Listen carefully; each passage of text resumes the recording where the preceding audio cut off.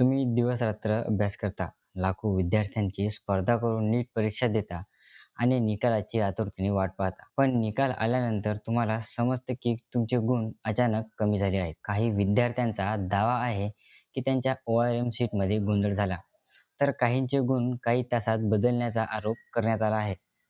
Paper लीकच्या वादानंतर आता गुणांचा नव्या वादामुळे लाखो विद्यार्थी पुन्हा एका टेन्शनमध्ये आले आहेत. नेमकं काय घडलं? ORM शीटमध्ये गोंधळ कसा झाला? NTA ने यावर काय स्पष्टीकरण दिलं? आणि विद्यार्थ्यांसाठी पुढे काय होणार? आजच्या व्हिडिओमध्ये समजून घेऊया. नमस्कार, पुन्हा एकदा स्वागत आहे आजच्या व्हिडिओमध्ये. यावर्षीची नीट परीक्षा आधीच पेपर लीकच्या आरोपांमुळे चर्चेत होती. त्यानंतर पुनर्परीक्षा घेण्यात आली आणि निकाल जाहीर करण्यात आला. मात्र आता निकालानंतर नवीन वाद समोर आला आहे. देशातील अनेक विद्यार्थ्यांनी त्यांच्या गुणांमध्ये मोठी तफावत असल्याचा दावा केला.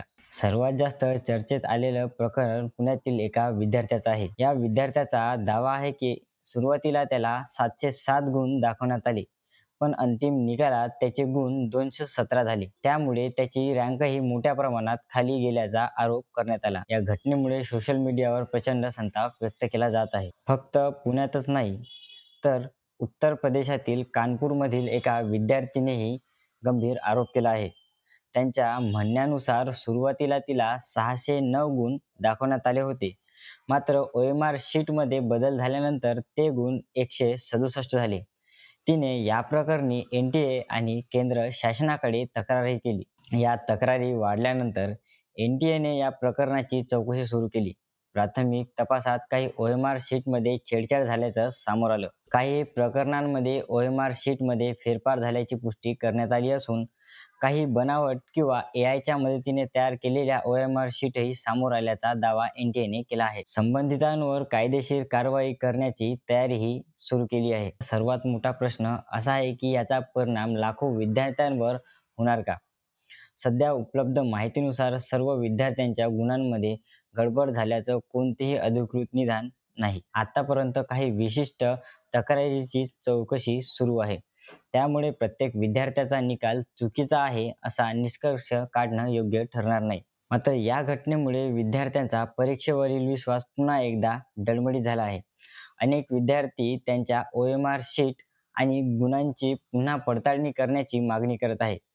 सोशल मीडियावरील पारदर्शकता तपासण्याची मागणी जोर धरत आहे. दरम्यान NTA ने स्पष्ट केलं आहे की ज्या प्रकरणामध्ये अनियमितता पुरावे मिळतात त्यावर कठोर कारवाई केली जाईल.